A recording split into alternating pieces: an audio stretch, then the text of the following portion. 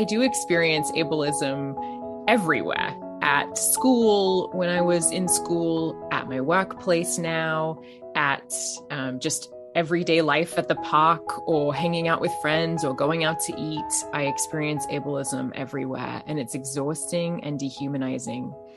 And I wanted to focus this book on the church because I think that it stings in a really tender place when it's the church, because we talk about how everyone's made in the image of God, and we're to love our neighbor as ourselves, and we're to welcome the stranger and befriend the outcast. And yet that hasn't really held true for me in my experience of churches. Hi friends, I'm Amy Julia Becker, and this is Love is Stronger Than Fear, a podcast about pursuing hope and healing in the midst of personal pain and social division. I am going to start with a fun announcement. We are giving away a download of the newly released audiobook of To Be Made Well. You might remember that I got to record this audiobook myself. So if you like listening to me talk, you can hear me read a book out loud. And you can enter this giveaway by giving this podcast a rating and review on your favorite podcast platform. And then you need to let me know you did that by filling out the giveaway form that's linked in the show notes. Thank you. I'm really grateful for every rating and review. They help other listeners find this podcast, and I love building this community. So let's turn to today's show. I get to talk with Amy Kenny, and we talk about disability and the church and ableism and creating communities of belonging. I hope you will enjoy this conversation as much as I did. I am here today with Dr. Amy Kenny. She is the author of My Body is Not a Prayer Request. And we're going to get to talk about that title because I think it's really awesome. But first, I just want to say welcome. Well, thank you so much for having me. It's an honor to be here. Oh, thanks. Well, I was having a really hard time deciding where to start because I read your book and there are not just underlines on every page, but like stars and exclamation points and circles. So I have a lot that I could talk to you about and a lot that I just resonated and just was so refreshing to read. But then I read your bio and I was like, oh, and she's a Shakespeare scholar who hates Hamlet. And I could ask you all sorts of questions about that. But we're not going to do that. We're not going to do the Hamlet part. I just thought I would throw that in there because it is a kind of fun fact about you. So I did want to start with the title of your book, My Body is Not a Prayer Request, because I thought maybe you could use the title to tell us about yourself, give us a little glimpse of your story, but also how you came to write this book with this title. The title is a fun clapback to a lot of trauma and a lot of spiritual abuse. I have been approached in my own church or other churches that I've visited or attended. I have been approached in Target parking lots and at the grocery store and at the library by Christians who I think are well-meaning, but have been discipled into ableism and only see my body, my disabled body, as a lack and in need of a fix or a cure. So the title is announcing and declaring that my body isn't a prayer request. My body is made in the image of the divine and radiates that to the world. It's just that the church hasn't caught up yet enough to see her shine. Wow, thank you. That is a succinct and beautiful explanation. I'm also curious to hear a little bit about why your book is specifically targeted to the church. There's a whole chapter early on about some of the discrimination you experienced in schools, which honestly was like mind-blowing to read. And yet you're also saying, you know what? Fine. Be ableist out in the culture if you have to be. However, we're not going to do this in the church. And not that you're like, settling for what happened to you in your school, but there is a sense of like, if there's any place where we need to get this right, it is the church, and we're not doing that. So maybe I'm answering my own question, and that's why you're focusing on the church. But I did want to just ask you to speak a little bit to that experience within the church and why it matters so much that we have these conversations, and not just these conversations, but like take both action and do some, I think, reframing of how we think. Yeah, I do experience ableism everywhere at school, when I was in school, at my workplace now, at just everyday life at the park or hanging out with friends or going out to eat. I experience ableism everywhere, and it's exhausting and Yeah. dehumanizing. And I wanted to focus this book on the church because I think that it stings in a really tender place when it's the church, because we talk about how everyone's made in the image of God and we're to love our neighbor as ourselves and we're to welcome the stranger and befriend the outcast. And yet that hasn't really held true for me in my experience of churches. And I also wanted to focus it on the church because I really resonate with the disabled God and think about Jesus's scars as disabling. And I think that that's really important for us to grapple with in the church, because it's not that we are saying, or it's not that I am saying at least, that everyone is welcome in spite of their disabilities. I'm saying disability, it can be revelatory. It can illustrate the living God to us. It can be a blessing and teach us so much. And we have really missed out on that in the church. Yeah, and I want to follow up on exactly what you just said, especially in the story of Jacob, which you write about beautifully in the book. So we'll get to that. But before we do that, I realize, in case we have listeners who are not like well versed in disability and even just the language, you have like your very first page of your book is a kind of a note on language. And could we pause for just a minute and talk about what you mean when you say disabled or disability, and also ableism? Like, can you just give us a little kind of primer on those words? Yeah, of course. I think that's a great question because so many people haven't been around the disability community enough to know some of the language. Most people, in my experience, are familiar with what we call the medical model of disability, which is that a person has a physical or mental impairment that limits everyday activities. Mm-hmm. And that's generally people's understanding of disability. But then there's also the social model, which says that the environment disables people. It's not people's bodies, but rather the way that we have structured the environment that creates disability. So in my case, it's the fact that we've put stairs places that makes it difficult to get around using a wheelchair, not that there are ramps. Now, the social model doesn't work for all disabilities. It has some limitations in terms of chronic pain and our understandings of the way that body, minds, and environment work together. But it can be a helpful frame for us to think about how the way that we set up a space and the way that we engage with one another can be really helpful or harmful, regardless of what people are bringing in their body minds. So this might be like oversimplifying on my side of things. But like if you are in an environment where physical access in terms of ramps and whatever else there might need to be is truly welcoming and just relatively easy for you to navigate, do you at that point think of yourself as disabled? Like, is that really like, no, that's just not present in this space? Obviously, let's also just imagine that world where, and all the people around are not looking at you and having assumptions, right? But like, is that a fair way to characterize it? Or is that where the kind of medical and social meet in a way that both of them have something to say when we're talking about disability? It's just that when we only know the medical model, we get way off track. Yeah, I think it's probably a little nuanced and it depends on each body mind. So some friends I have would absolutely say that they are not disabled when their access needs are met. Okay. Because I have chronic pain, that's a little trickier for me. So there's some nuance there with my own experience. Yeah. But I think it's a fair way of thinking about just how important meeting people's access needs are.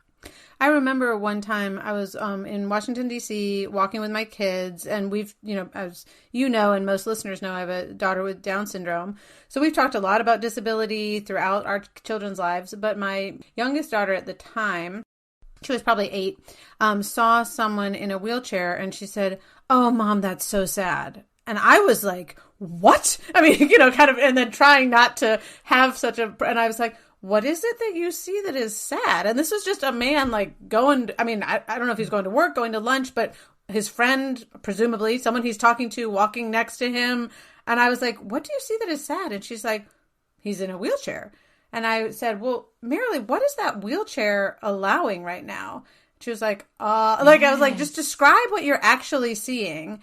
And we had this great conversation where we ended up talking about like the fact that she wears glasses and no one is looking at her and being like, oh, how sad that you can't see. It's like, A, they're not thinking about it at all. B, if they were to think about it, it's like, how amazing that we have glasses, right? I mean, anyway, it was just this beautiful, actually, experience with her of being able to see the difference that a curb cut makes in a landscape of a city, because this person was able to go to lunch or to work or whatever it was that he was doing at that moment. And that is just one of those instances that has stuck with me as far as my own needing, because it's still tricky for me, having, again, thought about this for years, to flip the script and not to say, oh, how sad that man is in a wheelchair, but like, how amazing that, there's he's gliding along. Right, exactly. So anyway, thank you. Go ahead. To extend the metaphor you're using of glasses, I think that's so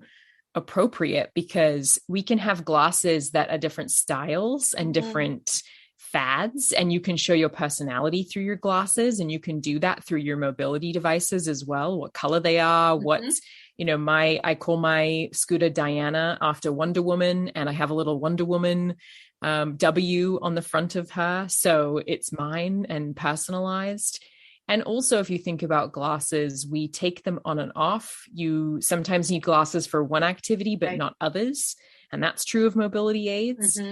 I am an ambulatory wheelchair user. So it's not that I need a wheelchair to walk every single step of my life at all times. But we don't really have a framework for that when it comes to mobility aids, aside from glasses. Yeah, and you write about that reality, again, somewhat painfully, as far as, although this was a beautiful scene in your book in terms of going to the DMV and being like essentially accosted for needing help, I think. Am I remembering this correctly? Will you tell that story just for a minute? Because it was, the resolution of it was so beautiful, actually. Yeah, I'm at the DMV. I am renewing my disability license plate, which allows me to park in accessible parking spaces to make sure that I can get my scooter in and out. And I'm renewing that, and I am mocked and shamed by the person doing the paperwork, who says I don't have the right to this placard or license plate, even though I have a whole folder of papers from doctors and medical forms and all sorts of papers, signed, sealed, delivered, ready to turn over. And I'm very publicly shamed in that moment and told I can't have the license plate unless I take my current license plates off, which I'm physically unable to do. And I explain that, and I'm told if I just tried hard enough that I would be able to do it.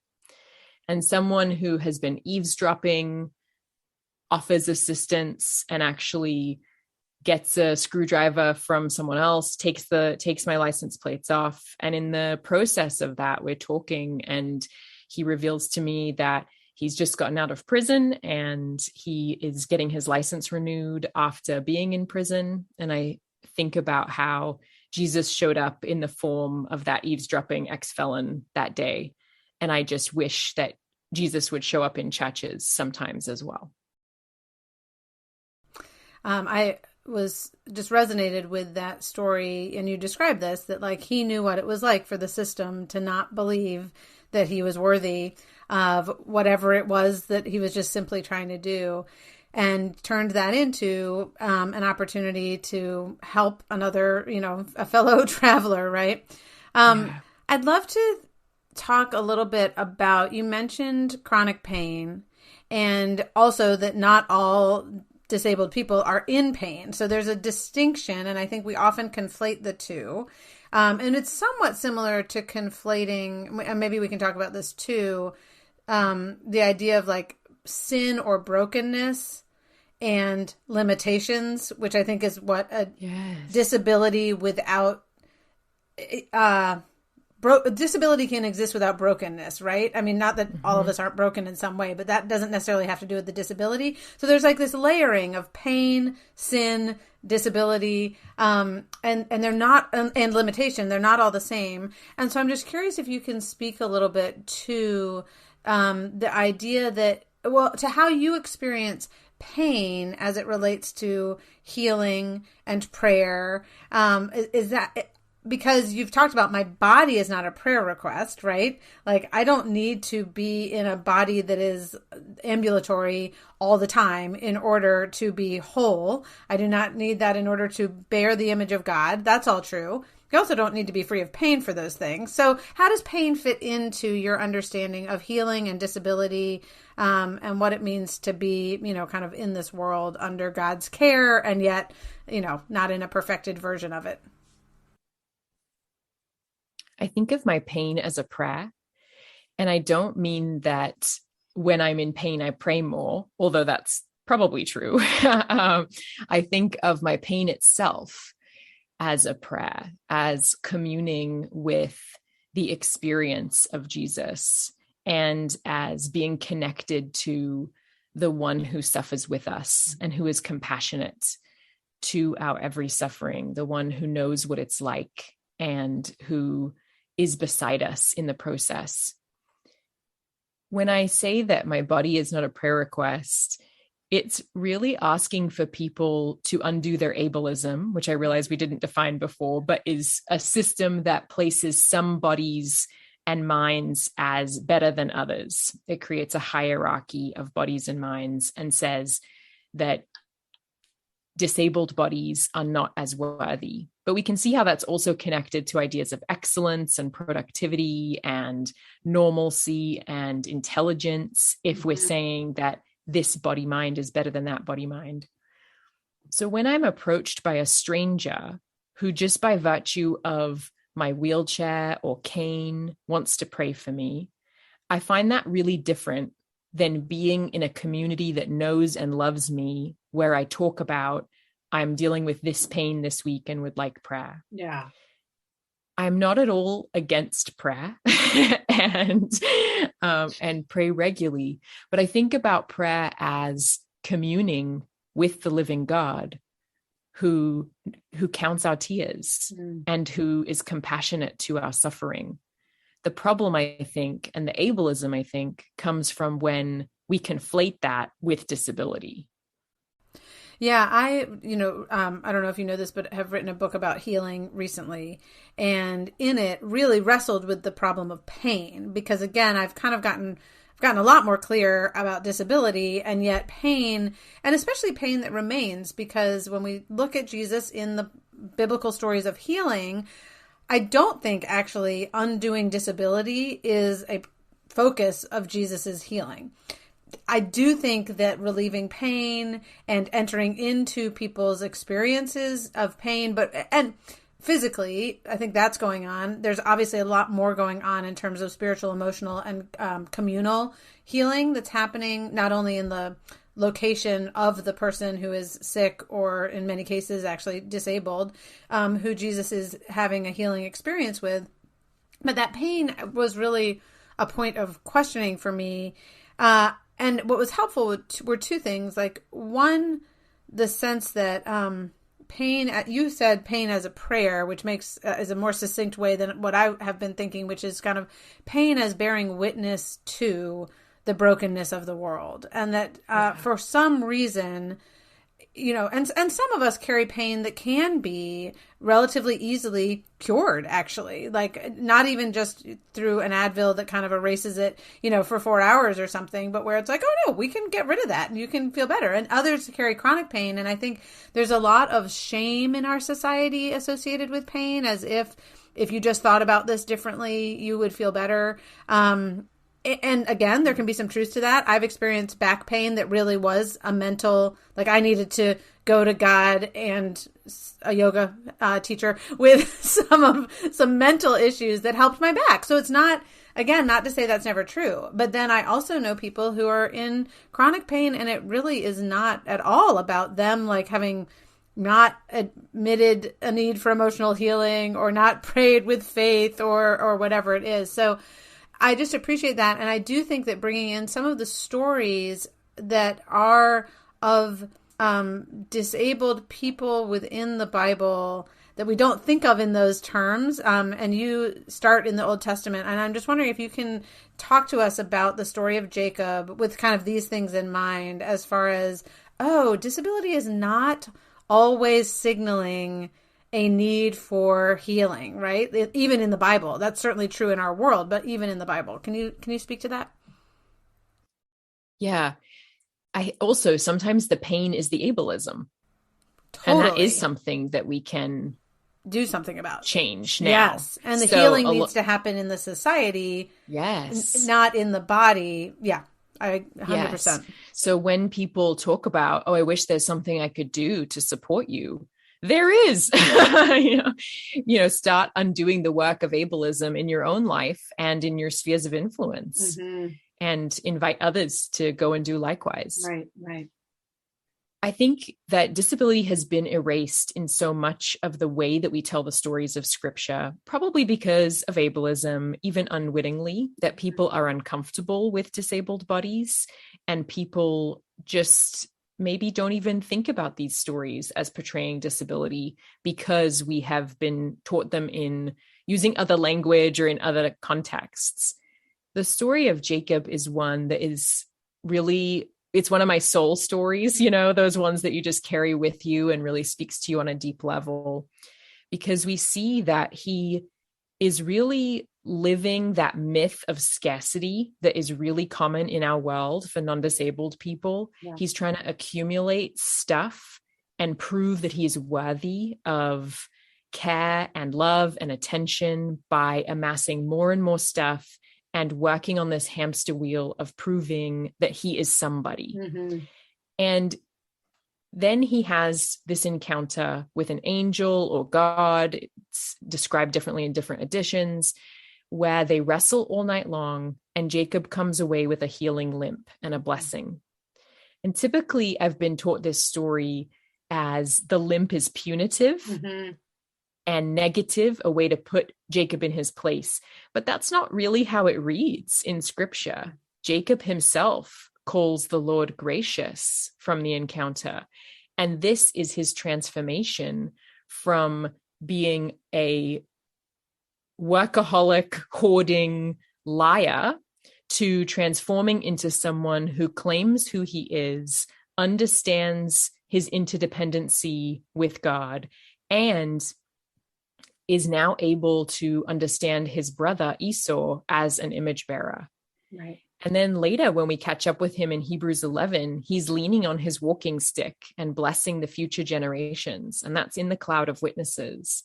And I'm so grateful that it's there, because it gives me a different vision than I have been given by the church of what it means to live a life of healed blessing. It includes disability in this case.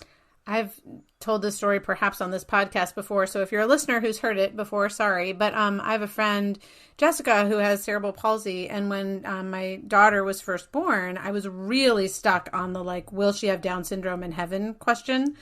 It was just a way, I knew that there was something wrong in the way I was thinking about stuff. And that was a helpful, ultimately, way to examine my thinking. But I was really stuck on it. And I was talking to her about it. And I was like, Jess, are you going to have your canes in heaven? And she was like, I've never thought about that before. And I was like, well, what do you mean? And she's like, well, my canes are what I use to walk. And in heaven, I'm going to be face to face with God. That's what heaven is about. And she literally was just like, what are you talking about? I don't know if I'll have my canes or not, but that's not the point. And it was so helpful to me in terms of, oh my gosh, for my entire life, I've thought about going to heaven as if I'm going to become actually Wonder Woman, where I am like invincible and don't need anyone and can do it all myself. And it's like, that's the antithesis of heaven. So if anything, it's more likely that I would have a Cain in heaven because I am so clearly able to be dependent upon other people, to admit my limitations, to receive and give the love and the giftedness and the needs that are a part of who I am. So I don't mean to make a claim about whether or not I or anyone else will have a Cain in heaven, but I just think that's such a beautiful detail to notice and to point out, which goes also to the parable in Luke 14, which you also reference, where the banquet table that Jesus describes is not all the healed people, quote unquote, right? Or all the cured people who have come, but the lame and the blind and the, like, as they are, welcomed and rejoicing at the table of God. So those are, I think, again, just some stories that really help to helpfully complicate this picture for us. I also have been wondering lately, I'm curious if you've ever thought of this, Paul on the road to Damascus, so Saul on the road to Damascus is blinded by light. And then throughout his writings, he writes about not being able to see very well. Like here, he writes about having poor eyesight. And he never says, before that experience with Jesus, I could see everything, right? Like we don't know that but it's like God essentially like afflicted his eyes and that was his conversion. Like that was what allowed him to see, was when he went blind. And from there on, he writes about not being able to see with his eyes. And I don't know if that was his thorn in the flesh and like what God said, no, I'm not going to take it away. But as I've been thinking about Jacob and that sense of like, no, the limp is the blessing, like, because it's just this mark in your body of the fact that God is not giving up on you and that you receive your blessing from God and not from all your achieving and scheming. So anyway, that's just been one of my like new thoughts, which we'll never, can't prove it. But at the same time, the fact that Paul's eyes were his conversion, a part of his conversion story. And then he writes about not having great eyesight. I really did. It did make me pause and wonder whether there was a similar story happening for him.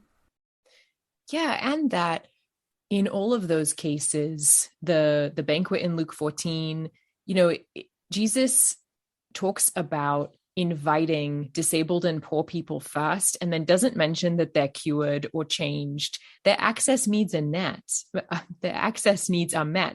And that's exactly why that's the picture of new creation, because it's not this space where, in my mind and in my understanding of scripture, it's not this space where our bodies magically transform into these 26-year-old beach buds, that everyone kind of talks about heaven in that way. Yes.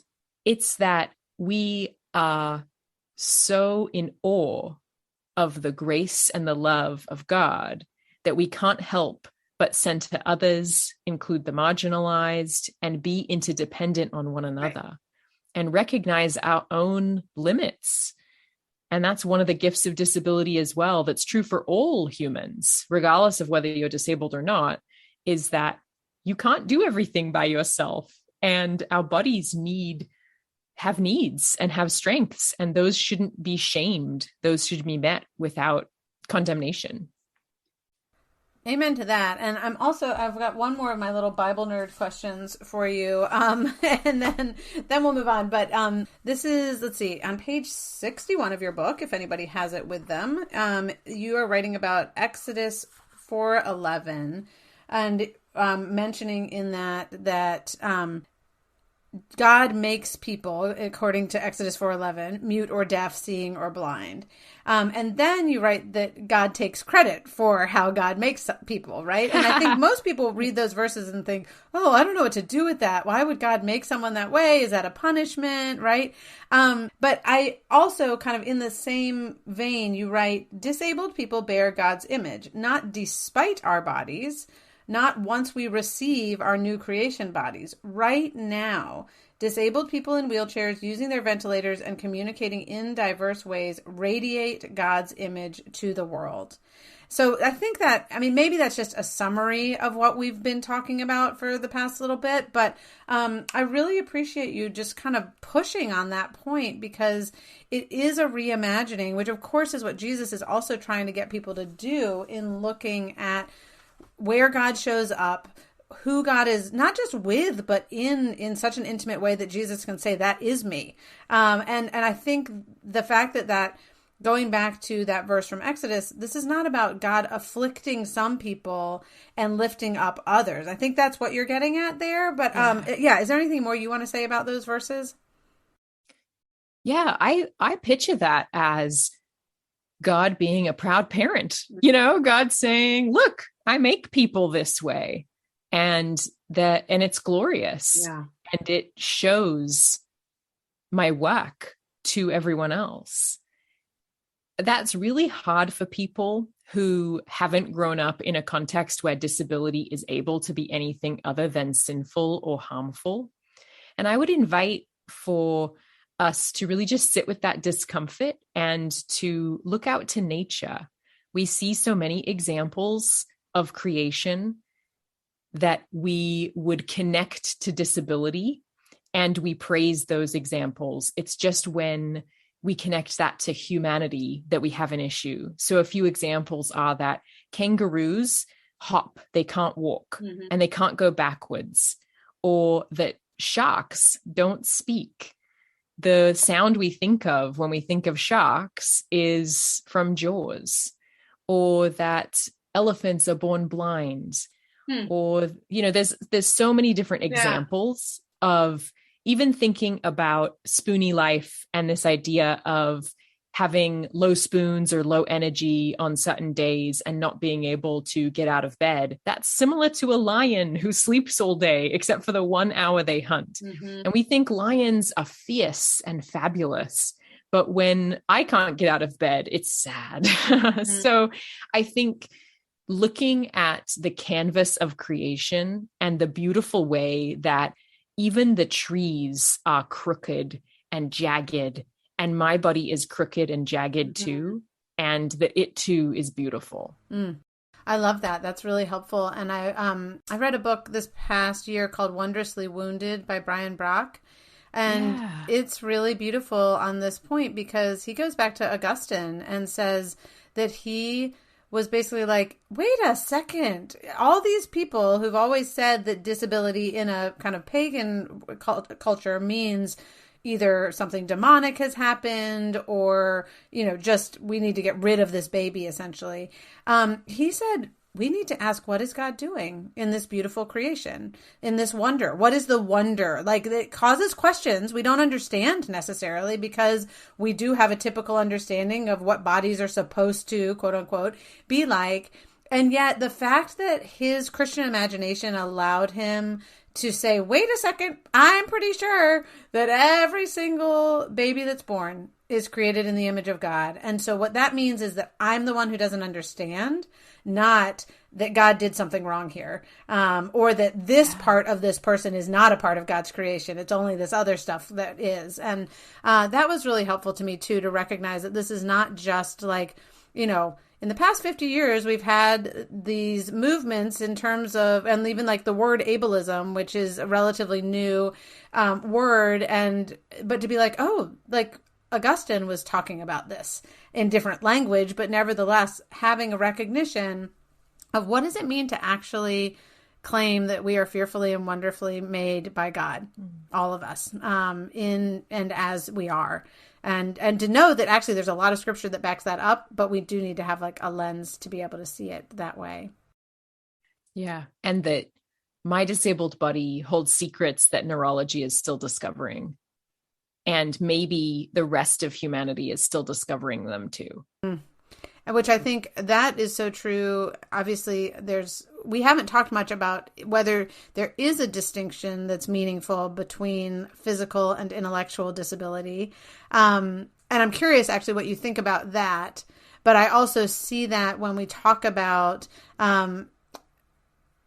whether it's autism or Down syndrome, but the kind of a different way of thinking, being in the world with your mind, right? Instead of seeing that as a deficit, to say, what can we all learn from this way of being? So yeah, I am curious though, as just kind of a little aside, like if you think there's any meaningful distinction between physical and intellectual disability, or yeah, how you think about that?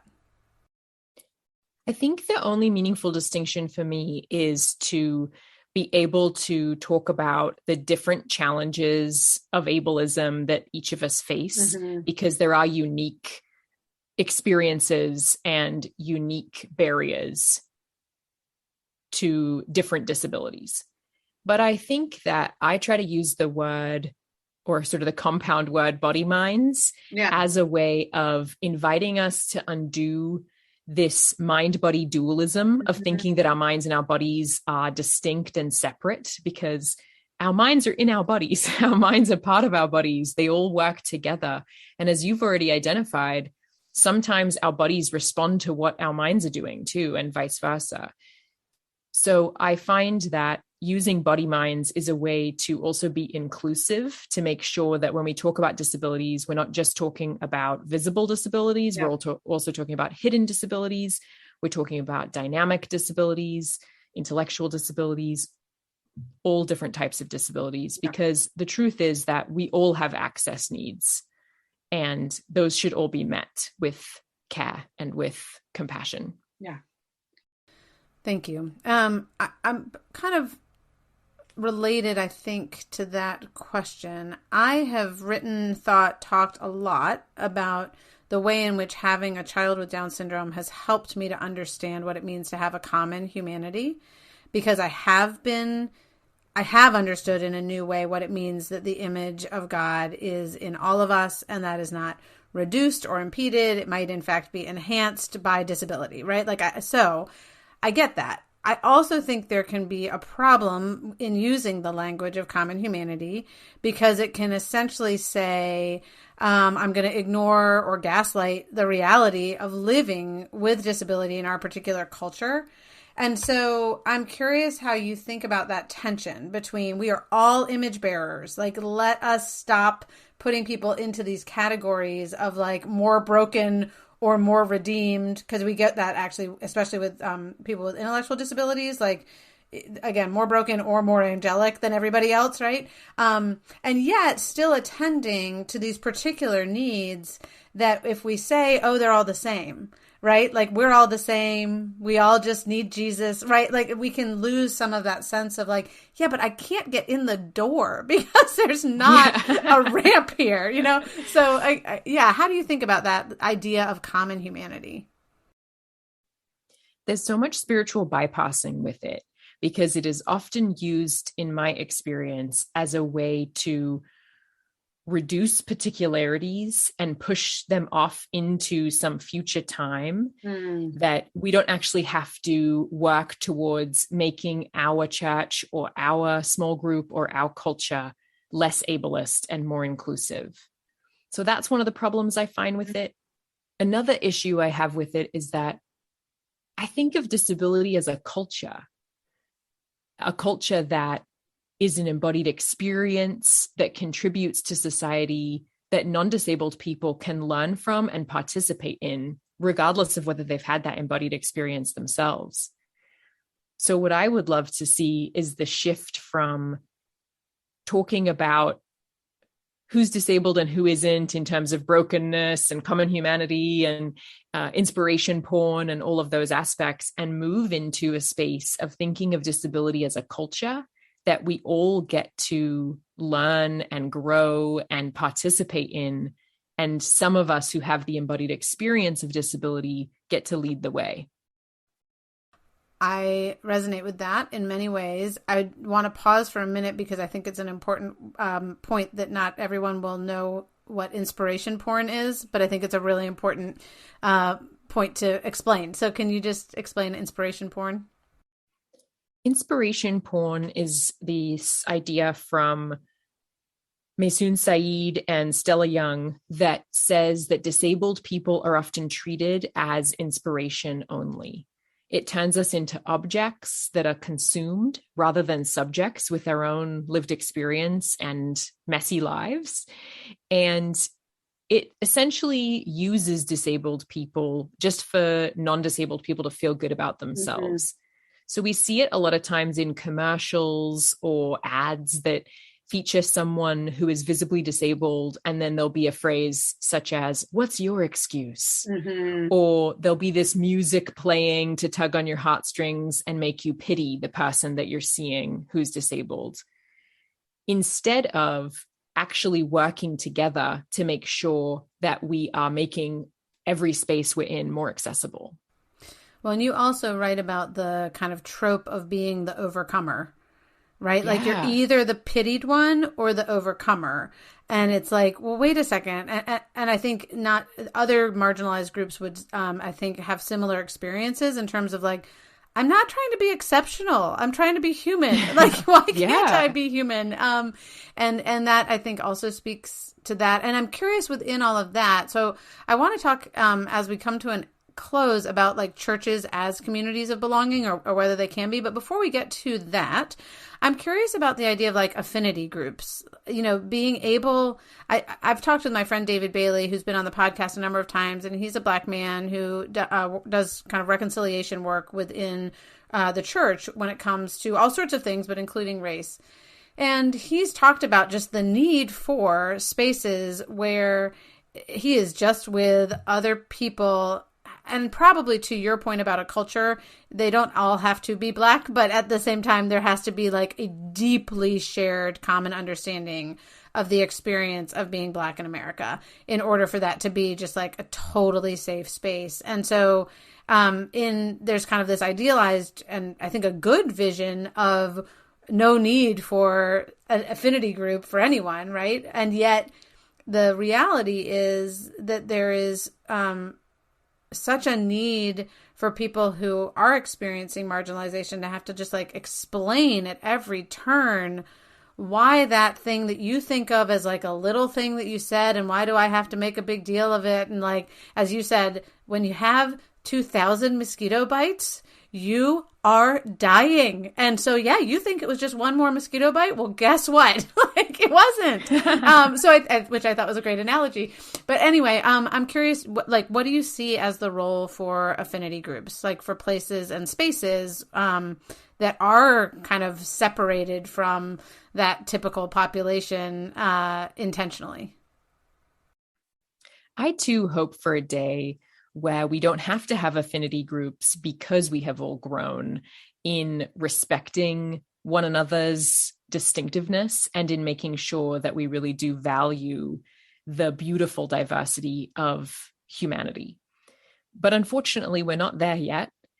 And affinity groups can be a way of allowing for there to be a space that you can have a shared experience and for people to kind of know the in talk or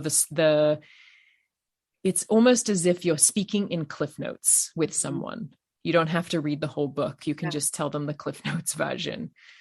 In my book, I have these lists at the end of every chapter, these top 10 lists of wacky and wild stuff people have said to me, everything from recommended remedies of eat more kale, hit your other leg with a hammer. Somehow I'm still disabled after doing those things. And that's a light way of showing really the absurdity of things people say to me on an everyday basis. So affinity groups can be a breath of fresh air in not really receiving those comments. And also they can be a way of reminding yourself that you're not alone. Yeah. Because so many people have reached out to me and said, that's been my experience in church too. Or I know exactly what that's like to be prayed for and it's exhausting. And so there can be that kind of collective understanding that is in affinity groups that is harder to really gain in spaces that people don't yet have an understanding of disability beyond that medical model. That makes a lot of sense. I'm curious about, and do want to kind of land here, the idea of creating communities of belonging. And there is, we've kind of mentioned some architectural ways in which that might happen, as well as some theological shifts. I'm curious if you've ever experienced a place, whether the church or not, that is like, yes, this was a community of belonging. And if so, what that was like. And if not, what you think it would be like. I've certainly experienced glimpses, moments where someone gets it and wants to co-create with you to make sure that the space is accessible and welcoming and one of dignity for disabled people. Mm-hmm. So I've experienced glimpses. I think sometimes when we talk about what this space looks like, we want to think about a checklist, or we want to think about, how can I make this happen in my church? What are the list of do's and don'ts? And it's more complicated and messy than that, mm-hmm. because access needs shift over time, and who's a part of the community shifts over time. So I think the main thing is having a willingness and an openness to grow and be open to whatever access needs are present, and to meeting those without complaint or without thinking about, that's going to cost too much or it's not worth it, because I've been told that quite a lot. I think it's more important to receive with an open spirit of generosity than it is to strive for perfection, because that's never possible anyway. So I can think of many times where someone has used an ableist slur and caught themselves immediately and said, "I'm sorry, I caused you a mosquito bite." And that means more that they recognized it and that they recovered, because grace abounds and we all need grace. Right. But it is having the willingness to change and to be that sanctuary for one another through one word, one space, one moment in time. It's recognizing that disabled people are worth the cost of inclusion. I think we're going to end it right there, recognizing that disabled people are worth the cost of inclusion. Thank you so much for your wisdom and your words and just your willingness to share from your own experience, but also the thought that you've put into not just your own experience, but what this means for all of us who really, and it's not just all of us who want, my daughter or a person who is using a wheelchair to be included. It's that we also, if I'm in a typical body and, a neurotypical mind, I still need to know that I am welcomed and included, not because of the way my body looks or the way I can perform, but because of that sense of we recognize each other as the people who have been blessed and received and created by God. So thank you for the work you're doing to make that a reality. Thank you. Thanks, as always, for listening to this episode of Love is Stronger Than Fear. You can find out more about Amy Kenny and her new book, My Body Is Not a Prayer Request, in the show notes. And I will remind you to also check out the audio version of my book, To Be Made Well, and follow the link in the show notes that will tell you how to put your name in the hat, so to speak, for a chance to win a free copy of that audiobook. I'm always grateful to Jake Hansen and to Amber Beery for making this podcast happen. And I'm thankful to you for being here. So as you go into your day today, I hope and pray that you will carry with you the peace that comes from believing that love is stronger than fear.